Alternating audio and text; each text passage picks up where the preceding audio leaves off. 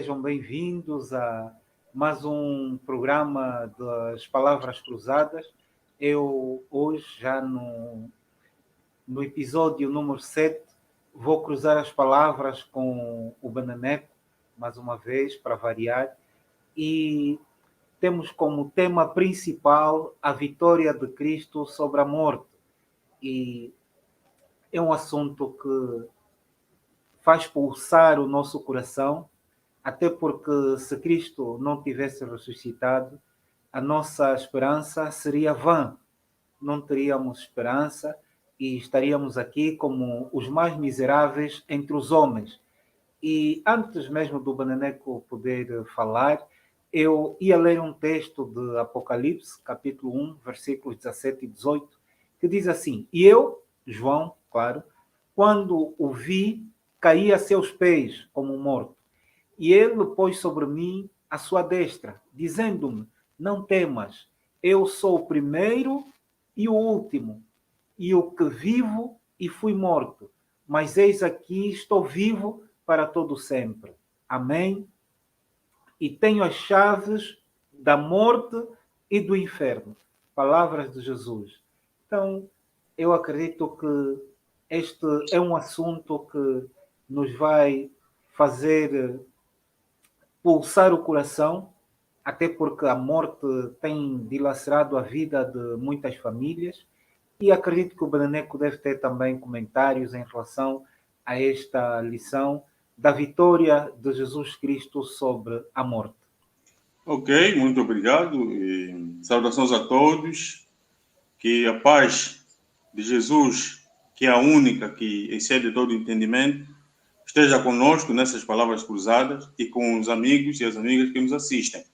Bem dito, né? Vitória de Cristo sobre a morte. Para realçar que todos os dias morrem pessoas. Desde que entrou o pecado no mundo, pelos nossos pais, primeiros, no caso, Adão e Eva, todos os dias morrem pessoas. E nos últimos tempos, estamos a falar de 300, 400 anos para cá, morrem-se muito mais pessoas do que morriam no tempo passado. Porque quanto mais à frente, mais o pecado se dissemina e dilacera muitas e muitas vidas, quer de inocentes, como também de culpados. Se bem que para Deus, até para o ímpio, ele não tem prazer na morte. Mas dizer também que o apóstolo Paulo, que é bom realçar que ele não é apóstolo, embora não terá estado com Tiago, com Pedro, com João, mas é o apóstolo que Jesus instituiu após a sua ascensão aos céus, né? Após a sua vitória sobre a morte, tempos depois, ele disse o seguinte, em 1 Coríntios 2:2: Eu decidi não discutir convosco sobre esse negócio. Qual negócio? Da ressurreição de Cristo. Se vocês duvidam, eu decidi não duvidar. Eu decidi acreditar no Cristo que morreu pelos meus pecados e dos vossos, mas que não ficou por aí, que ressuscitou. Eu prefiro viver isso do que discutir convosco a morte e a ressurreição dele. E dizer ainda que se Cristo apenas tivesse morrido, ou seja, se a nossa esperança fosse em Cristo que apenas morreu pelos nossos pecados, também continuaríamos a ser dos mais miseráveis entre os homens. Mas Cristo não só consumou, porque há aqui duas palavras que se cruzam, que se juntam, que se beijam, se assim podemos dizer.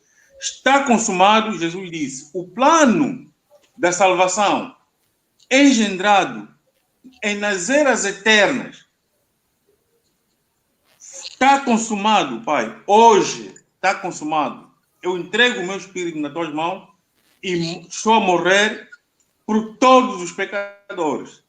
E aí, Deus, em Jesus Cristo, passou a nos dar uma segunda chance. Mas, quando as mulheres foram lá no sepulcro, vamos ver mais daqui a pouco, foram lá para o sepulcro, o anjo lhe disse, ele não está aqui, já ressuscitou, como ele tinha dito. Então, está consumado, faz todo sentido quando se cruza, ele não está aqui, já ressuscitou. Ok. E aqui, só para dizer que a morte de Jesus na cruz é a base da nossa redenção. Porque um Salvador que está morto não pode salvar ninguém, tal como o Benemeco disse. É por isso que Cristo ressuscitou. E a ressurreição de Jesus é o selo que marca a vitória definitiva sobre o pecado e a morte. É também a garantia da nossa própria ressurreição, ou seja, o fato de Jesus ter ressuscitado é a garantia da minha ressurreição.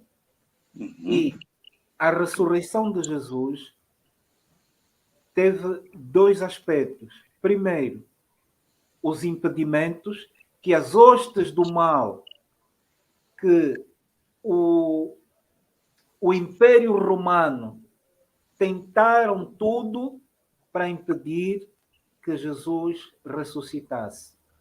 E depois vimos também a vitória de Jesus sobre a morte, na ressurreição dele. Por quê? Porque aquele que tinha morrido era o Deus humano, porque a divindade de Jesus sempre esteve preservada.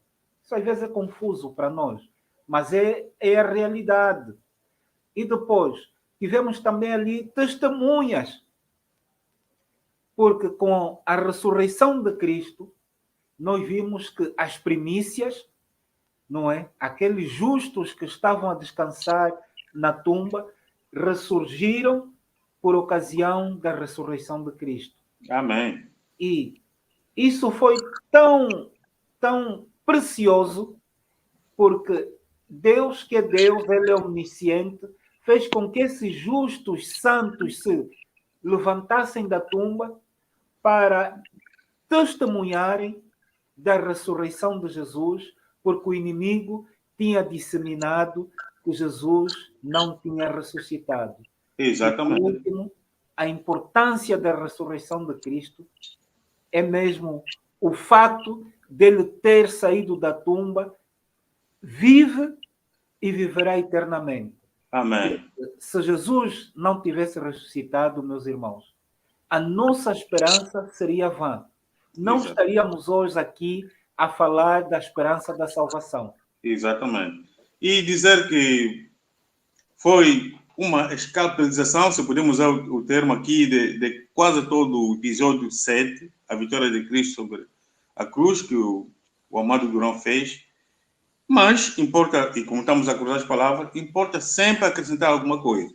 Aqui mesmo, em Apocalipse 1, 17 e 18, essas palavras do apóstolo amado João chamam a atenção o facto de que ele terá vivido com Cristo durante 3 anos e meio.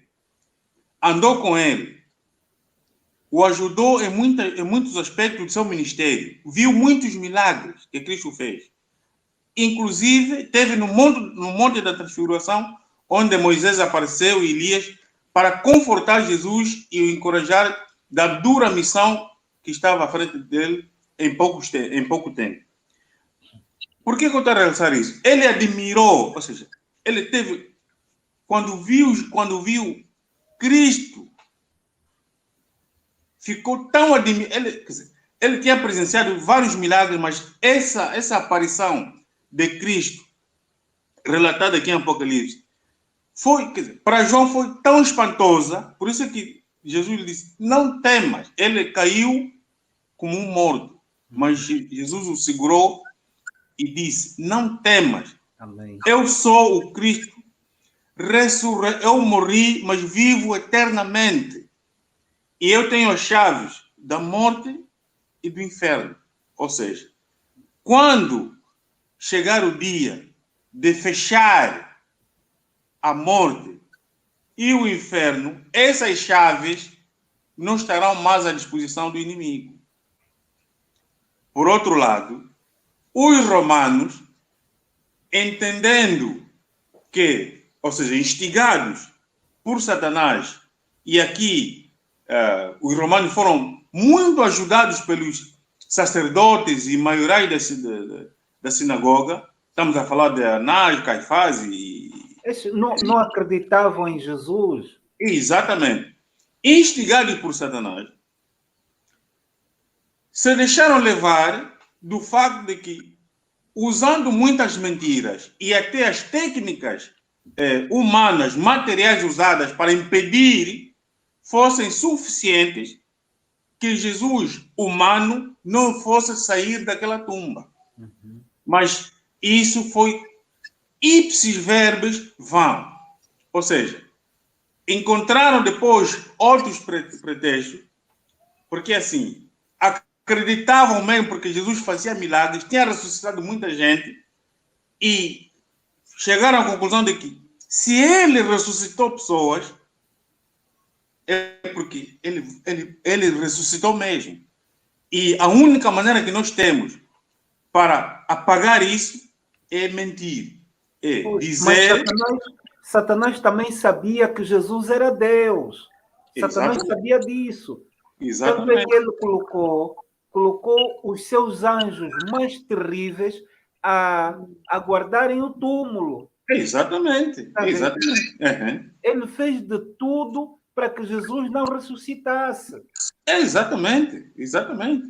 Ele estava tão irado, ficou tão irado, quando os seus anjos, os mais, como disse bem, temerosos anjos de Satanás, fugiram diante de apenas 2 anjos do Senhor, não caídos, leais ao Senhor, chegaram junto da tumba para ressuscitar, pela voz do Senhor, o Pai, o corpo de Cristo humano que tinha sido enterrado naquele lugar. E dizer aqui, que... Beneneco, aqui há 2 aspectos que é importante referir, que é o seguinte: primeiro, os soldados romanos foram um dos meios criados para impedir que os discípulos de Jesus roubassem o corpo. Mas agora eu te pergunto, os discípulos tinham condições de roubar o corpo?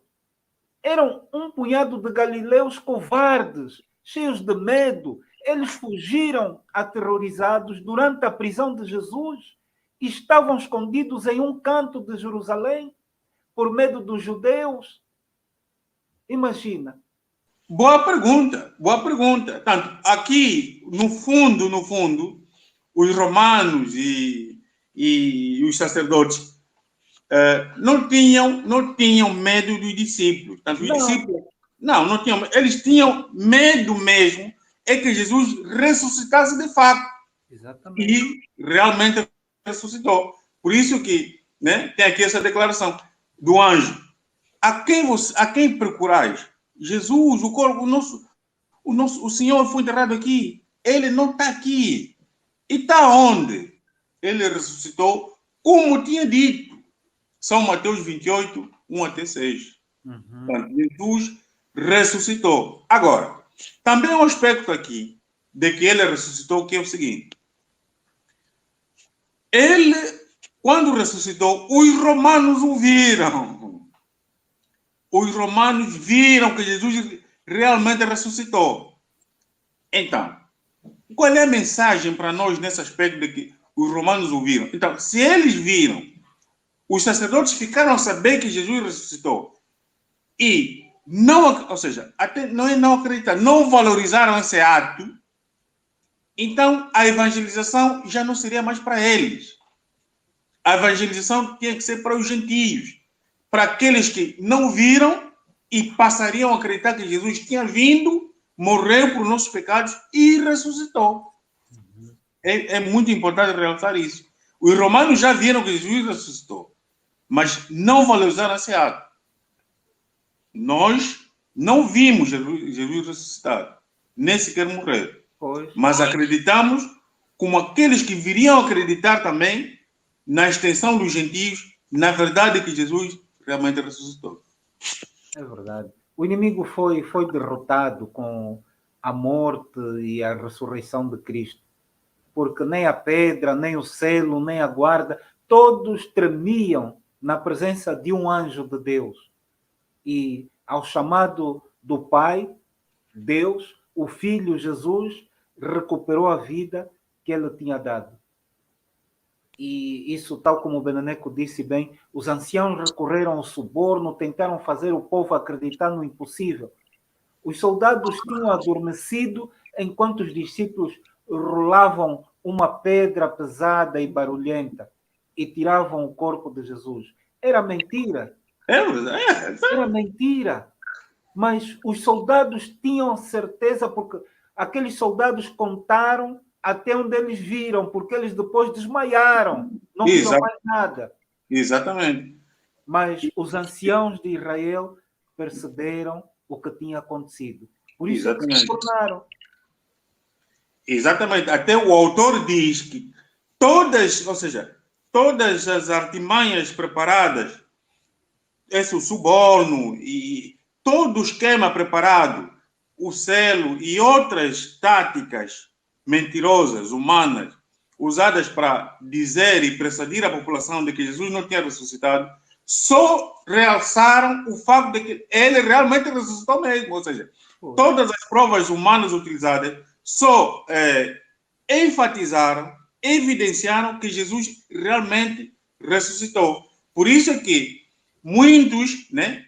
E isso, à medida que a notícia fosse espalhando, foi se jogando por terra a mentira de que Jesus não terá ressuscitado, porque muitos, como o amado Gonçalo já disse no princípio, muitos santos também ressuscitaram, e esses disseram: nós ressuscitamos com o Senhor. Quando o Senhor ressuscitou, nós também ressuscitamos. Nós estamos aqui, é assim, as pessoas apareceram diante dos parentes, dos amigos, dos vizinhos, como aqueles que eles tinham visto ou que terão participado em seus velórios e sepultamento. E apareceram com vida, glorificados, como resultado daquilo que Jesus fez na vida deles. Ou seja, Jesus, antes, em sua vida, eles aceitaram Cristo, morreram, e Jesus provou para eles, né, para aqueles incrédulos, que se não acreditam em mim, mas vejam então, as pessoas ressuscitaram. E esses não vão ficar aqui, vão comigo. E foram com o Senhor. E aqui nós também vimos que esses os que ressuscitaram com Cristo, houve um poder da parte de Deus, não é? Sobrenatural, que na imagem ou na figura de um terremoto, que removeu as pedras do túmulo de alguns santos. Mas eles permaneceram lá até o segundo terremoto, que marcou a ressurreição de Jesus e a sua própria.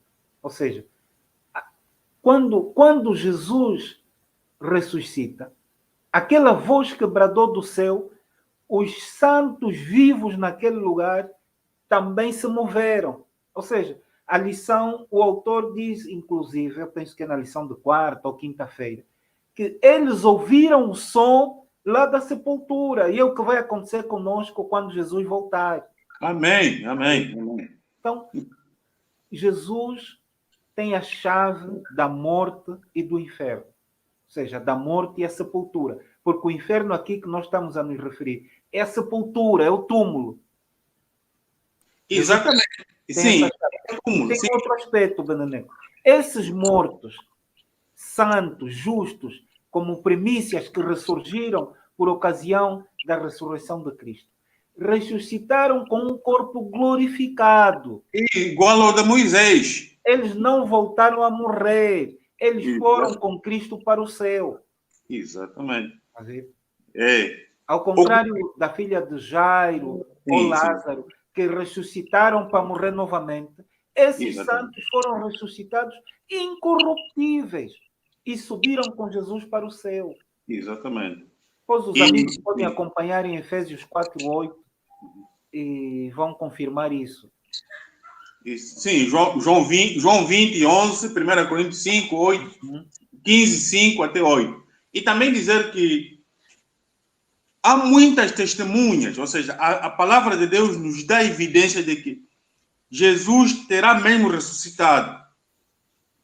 Apareceu a 2 discípulos a caminho de Emaús, apareceu a Paulo quando perseguia os cristãos, apareceu aos discípulos depois da Galileia. Exatamente, depois da sua ressurreição, e voltado dos céus, ficou com eles mais 40 dias. Tomé não acreditou e antes que os discípulos dissessem que essa tua incredulidade vai ser provada, Jesus apareceu a ele como que se ele estivesse na presença dele e disse: toca-me nos dedos, toca-me nas mãos do lado. E ele disse: bem-aventurado, meu Senhor, meu Deus. É verdade, afinal ressuscitou mesmo o meu Senhor. Amém. E aqui nessa incredulidade, importa dizer que o inimigo trabalha muito na incredulidade como sendo a principal arma para desacreditar Deus, para desacreditar Jesus, para desacreditar o Espírito Santo, para desacreditar o Evangelho. E Jesus, por causa disso, em São João 20, 29, diz: bem-aventurados aqueles que não me viram e creram. Diferente de você, Tomé, que só creu depois de me ver. É preciso ter muito cuidado nesse grupo dos que viram o Salvador, há algumas pessoas que eu gostaria também de destacar. Há um grupo de mulheres que também viu Jesus. E Mateus 28, versículo 8 a 10, fala disso. As mulheres que acompanharam Jesus, que não fugiram como os discípulos, que permaneceram lá até o fim, elas foram das primeiras a ver o Salvador. A guarda romana também viu. Maria Madalena também viu Jesus, não é? E mais de 500 pessoas viram o Salvador. Porque quando ele ascendeu aos céus, estavam ali mais de 500 pessoas. Então, não há dúvidas. O nosso tempo já vai avançado, não há dúvida para dizer que muitas filosofias surgiram e hão de surgir para desacreditar que Jesus nem sequer nasceu, nem sequer esteve entre os homens, nem sequer teve o seu ministério de 3 anos e meio, não morreu, porque muitos disseram: não, aqui os discípulos vão passar uma imagem, quando Jesus estava a se preparar, quando o momento estava a chegar, estavam a dizer, eles vão dizer que Jesus tem um irmão gêmeo, e é esse que está a aparecer por aí, ou então tiraram o corpo dele da cruz, mas ele não perdeu a vida por completo e agora anda por aí. Quer dizer, muitas evidências, não digo até evidências, muitas artimanhas e até transformadas em filosofias humanas, que muitos estudam isso em vários ciclos do saber humano, finito e limitado, para desacreditar que Jesus não terá ressuscitado. Mas o que nos conforta em o desejar de todas as nações é que o está consumado de João 19:30 se cruza, se liga e é inseparável de ele ressuscitou de Mateus 28:6. Pois. E a minha pergunta antes de terminarmos é: e se Cristo não tivesse ressuscitado, o que aconteceria conosco? Se Cristo não tivesse ressuscitado, seríamos os mais infelizes entre os homens, já se disse aqui, não teríamos esperança, até porque o autor aqui diz e realçou isso, que acreditar apenas, ou seja, se a nossa fé só for num Cristo que morreu por nossos pecados e para nos libertar dos nossos pecados, não nos nossos pecados, mesmo assim continuaremos a ser os mais infelizes entre os homens. Ou seja, Satanás, que queria aprisionar o corpo, atenção, o corpo de Cristo naquela tumba para todo sempre, teria cantado vitória sobre nós e ali ele não teria a certeza de que o reino dele tinha passado. É verdade. E se Cristo não tivesse ressuscitado, Beneneco, a nossa fé não faria sentido. Com certeza. A nossa pregação não teria qualquer poder para transformar a vida das pessoas. Exatamente. O nosso testemunho seria um testemunho falso. A nossa crença não teria poder sobre a ressurreição. Exatamente. A nossa fé no perdão dos pecados ia desaparecer. Com certeza. E aqueles que morreram em Cristo hoje têm a esperança da ressurreição. Mas se ele não tivesse ressuscitado, eles morreriam eternamente.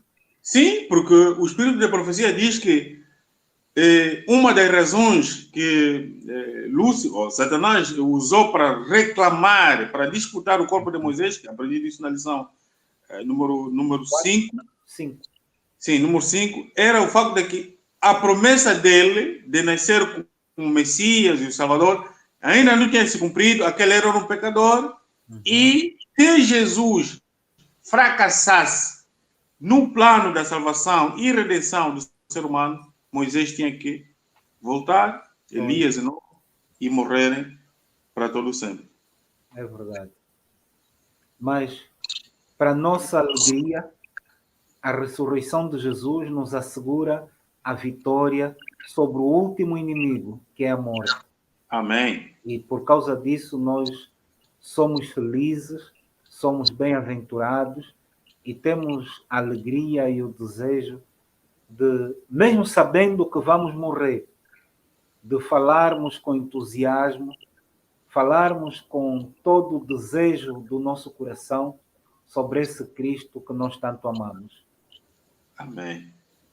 Para nós foi apenas um espremer de laranja, tirar um pouco do suco, e desejamos aos amigos e às amigas que nos acompanham que explorem todos os dias, nós também, essa é uma exortação do Espírito Santo para cada um de nós, que exploremos o suco todo da laranja, dessa lição número 7, é um grande episódio, e que saiamos enriquecidos a cada dia, ao estudarmos, ao revermos um ponto, um passo, uma parte, outra parte desse estudo da vitória de Cristo sobre a morte.